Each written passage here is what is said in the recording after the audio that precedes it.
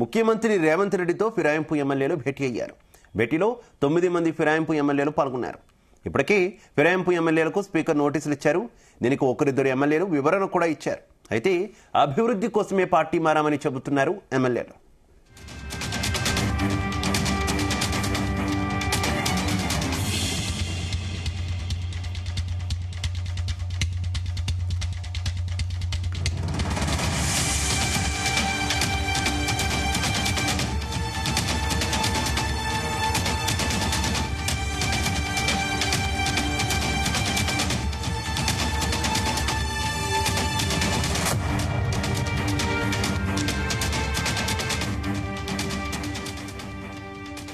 CM Revanth రెడ్డితో ఫిరాయింపు ఎమ్మెల్యేలు భేటీ అయ్యారు. భేటీలో 9 మంది ఫిరాయింపు ఎమ్మెల్యేలు పాల్గొన్నారు. ఇప్పటికే ఫిరాయింపు ఎమ్మెల్యేలకు స్పీకర్ నోటీసులు ఇచ్చారు. దీనికి ఒకరిద్దరు ఎమ్మెల్యేలు వివరణ కూడా ఇచ్చారు.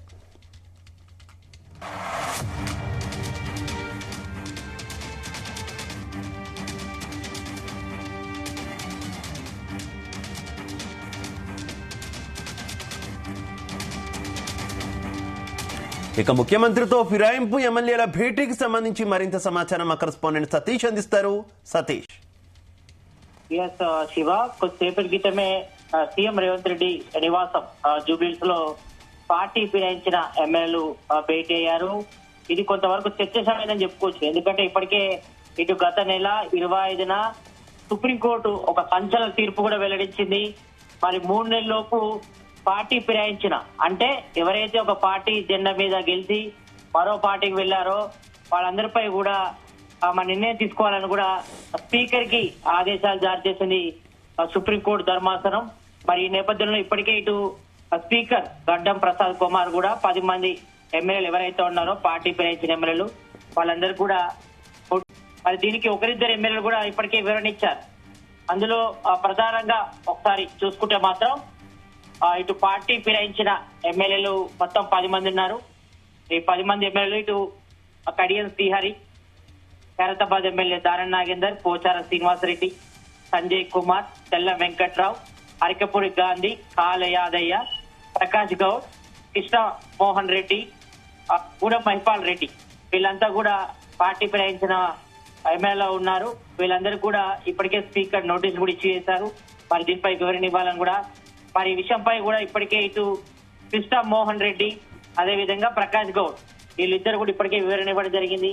మరి తాము డెవలప్మెంట్ కోసమే మరి తాను పార్టీ మారామని కొంతమంది చెప్తుంటే, మరికొంతమంది మాత్రం సీఎం రేవంత్ రెడ్డిని మరి తమ కాన్స్టిట్యుయెన్సీ డెవలప్మెంట్ కోసం, తమ సమస్యల పరిష్కారం కోసమే సీఎం రేవంత్ రెడ్డిని కలిసామని కూడా కొంతమంది అల్టిమేట్ గా స్టేట్మెంట్ కూడా ఇవ్వడం జరిగింది. కాబట్టి మరి ఈ 3 నెలల్లో స్పీకర్ ఏ నిర్ణయం తీసుకుంటారని కూడా కొంతవరకు చర్చనీయమని చెప్పుకోవచ్చు. ఎందుకంటే ఇప్పటికే ఇటు బీఆర్ఎస్ పార్టీ పట్టుబడుతున్నారు. మరి పార్టీ ఫిరాయించిన ఎమ్మెల్యేలను ఎవరైతే ఉన్నారో వాళ్ళందరిపై కూడా అనర్హత వేటు వేయాలని కూడా వాళ్ళు ప్రధానంగా సుప్రీంకోర్టు కూడా వెళ్లడం జరిగింది. మరి దీనికి ఇటు సుప్రీంకోర్టు కూడా మరి దాదాపు 6 నెలల పాటు విచారణ చేసి మరి ఒక తీర్పును కూడా వెల్లడించింది. మరి స్పీకర్ 3 నెలలలోపు ఎవరైతే పార్టీ ఫిరాయించారో వాళ్ళందరిపై కూడా ఆ నిర్ణయం కూడా తీసుకోవాలి.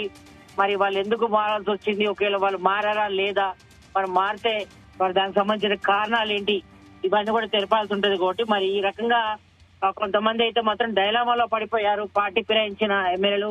మరి ఎందుకంటే ఇప్పుడు మరి వాళ్ళపై అన్నత వేడి వేస్తారా, లేకపోతే స్పీకర్ నిర్ణయం తీసుకుంటారు. కాబట్టి మరి స్పీకర్ ఏ నిర్ణయం తీసుకుంటారు అనేది కూడా కొంతవరకు ఆసక్తిగా మారిందని చెప్పుకోవచ్చు. కాబట్టి ఇప్పుడు రాజకీయ పరిణామాలను కూడా చేంజ్ అవుతున్నాయి. మరి ఒకవేళ స్పీకర్ వాళ్ళపై అనాథ వేడి వేస్తే మాత్రం మరి 10 నియోజకవర్గాలు మాత్రం మళ్ళీ ఉప ఎన్నికలు అయితే తప్పవని తెలుసుకోవచ్చు. కానీ ఇక్కడ మాత్రం 3 నెలల పాటు వెసులుబాటు ఉంది. కాబట్టి మరి ఈ రకంగా న్యాయపరంగా వెళ్తారా మరి ఫర్దర్ గా. అయితే సతీష్, ఒకవేళ స్పీకరే డెసిషన్ తీసుకుంటున్నారంటే వీరు ముఖ్యమంత్రితో ఎందుకు భేటీ అవుతారు అనేటటువంటి చర్చ కూడా ఉంది కదా. స్పీకర్ నిర్ణయానికంటే ముందే ఎమ్మెల్యేలను కొంత కన్విన్స్ చేస్తున్నారు వారంతటా వారే రాజీనామా చేసేలా. తద్వారా ఒకవేళ ఎన్నికలు వచ్చినా వారే రాజీనామా చేసి ముందుకొచ్చారు అనేటటువంటి ఒక ఇష్యూను ముందుకు తీసుకెళ్లే అభిప్రాయంలో కాంగ్రెస్ అధిష్టానం ఉంది అనేటటువంటి వార్తలు వస్తున్నాయి. ఏమనుకోవాలి? అదే విషయంపై కూడా సీఎం రేవంత్ రెడ్డితో ఈ రోజు 9 మంది ఎమ్మెల్యేలు అయితే మీట్ అయ్యారు. మరి ఏ రకంగా వెళ్దాం, మరి ఇప్పుడు ఒకవేళ స్పీకర్ వీళ్ళ 9 మందిపై అంటే 10 మందిపై నిర్ణయం తీసుకుంటే మళ్ళీ గెలిచే పరిస్థితి ఉంటుందా ఉండదా అనపై కూడా కొంతవరకు బేరీజు వేసుకుంటున్నారు. మరి విషయంలో స్పీకర్ తొలి నిర్ణయం కాబట్టి మరి విషయంలో మరి సీఎం రేవంత్ రెడ్డి వద్దకు మాత్రం వాళ్ళు ఒకటే చెప్తున్నారు, తమ ఏ పార్టీ మారలేదని కొంతమంది చెప్తున్నారు. మేము బీఆర్ఎస్ పార్టీలో ఉన్నాం, కాకపోతే తమల్ని వాళ్ళు కలుపుకుంటలేరు అన్నది కూడా కొంతమంది ఈ మధ్య కాలంలో స్టేట్మెంట్ ఇచ్చారు. ఇటు ప్రకాష్ గౌడ్ గాని, అదేవిధంగా కిష్ట మనోహర్ రెడ్డి గాని, కొంతమంది ఎమ్మెల్యేతో మనం మాట్లాడినప్పుడు కూడా ఇదే విషయం చెప్పారు. అంటే తాము కాన్స్టిట్యున్సీ డెవలప్మెంట్ కోసమే సీఎం రేవంత్ రెడ్డితో భేటీ అయ్యాము, తాము దేవుని కండవ కప్పుకున్నాం కానీ పార్టీ కండవ ఎక్కడ కూడా కప్పుకోలేదంటూ కూడా వాళ్ళు కవర్ చేసే ప్రయత్నం చేశారు. మనం చూసాం వాళ్ళ స్టేట్మెంట్ లో. కాబట్టి ఈ విషయంలో మాత్రం మరి ఒకవైపు బీఆర్ఎస్ పార్టీ నేతలంతా కూడా ఒకటే డిమాండ్ చేస్తున్నారు, వీళ్ళంతా కూడా పార్టీ ఫిరాయించారు, మరి ప్రజెంట్ ఏ పార్టీలో కూడా లేరు, మరి తాము ఏ పార్టీలో లేమని కూడా ఒకవైపు చెప్పే ప్రయత్నం చేస్తున్నారు. మరి విషయంపై కూడా అల్టిమేట్ గా మరి స్పీకరే నిర్ణయం తీసుకోవాల్సి ఉంటుంది కాబట్టి మరి ఈ విషయంలో ఏ రకంగా ముందుకెళ్లాలి, మరి ఒకవేళ మరి రాజీనామా చేయాలా లేకపోతే మరి న్యూట్రల్ గా ఉండాలా, మరి తాము ఏ పార్టీలో లేమని మేము బీఆర్ఎస్ పార్టీ టికెట్ పైన గెలిచినప్పటికీ జెండాపై గెలిచినప్పటికీ మరి ప్రజెంట్ సంబంధించిన నేతలు అంటే బీఆర్ఎస్ అధిష్టానం గాని మరి ఎవరు కూడా తమను కలుపుకుంటారు కాబట్టి తమ న్యూట్రల్ గా ఉండాలని కూడా కొంతమంది ఎమ్మెల్యేలు డిసైడ్ అయ్యే అవకాశం కూడా కనిపిస్తుంది ఇక్కడ. ఎందుకంటే కొంతమంది స్టేట్మెంట్ కూడా మన ఈ మధ్యకాలంలో ఇచ్చారు. అంటే గత నెల 25న కూడా సుప్రీంకోర్టు తీర్పిచ్చిన తర్వాత కూడా కొంతమంది తమ అభిప్రాయాన్ని కూడా చెప్పడం జరిగింది. మేము సీఎం రేవంత్ రెడ్డిని మరి తమ కాన్స్టిట్యున్సీ డెవలప్మెంట్ లో భాగంగా తమకు నిధులు మంజూరు కోసమే సీఎం రేవంత్ రెడ్డితో తమ భేటీ అయ్యామే తప్ప ఎక్కడ కూడా తమ పార్టీ కండువా కప్పుకోలేదు అనేది కూడా వాళ్ళు చెప్పే ప్రయత్నం చేస్తున్నారు. మరి దీనికి ఒకవేళ అగెనెస్ట్ గా ఇటు బీఆర్ఎస్ నేతలు మాత్రం వాళ్ళందరూ కూడా పార్టీ ఫిరాయించారు కాబట్టి వాళ్ళందరిపై చర్యలు తీసుకోవాలని కూడా వీళ్ళు సుప్రీంకోర్టు పోవడం జరిగింది. బీఆర్ఎస్ నేతలు మరి వాళ్ళకి అనుకూలంగానే కొంతవరకు తీర్పు వచ్చింది.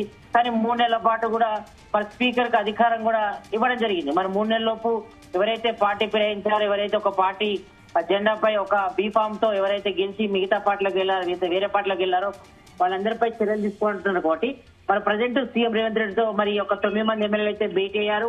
మరి అదే సంతరించుకుందని చెప్పుకోవచ్చు.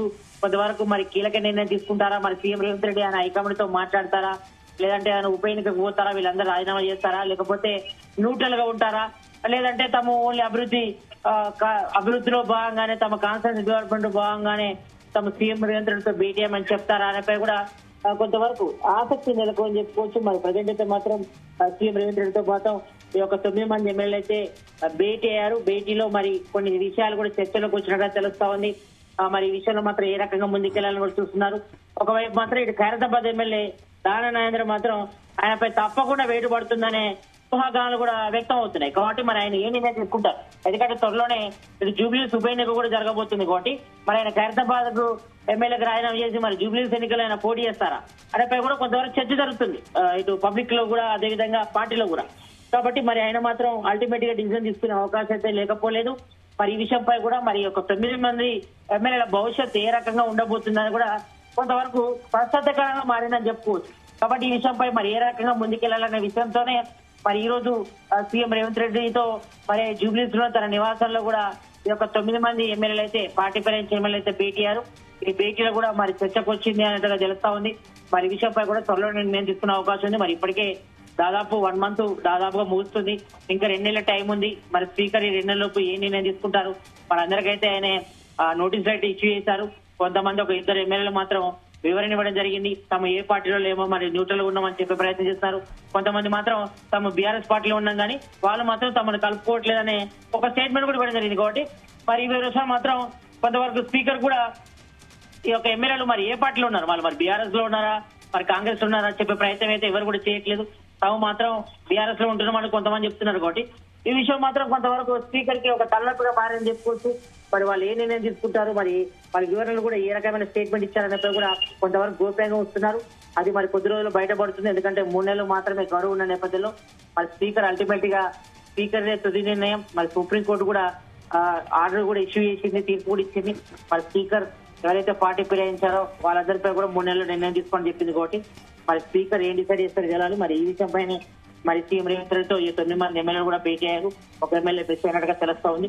మరి ఈ విషయంలో ఏ రకంగా ముందుకెళ్లినపై కూడా సీఎం రేవంత్ రెడ్డితో భేటీపై చర్చించి అంటే ఆయనతో చర్చించిన తర్వాత ఒక నిర్ణయానికి వచ్చే అవకాశం అయితే కనిపిస్తుంది.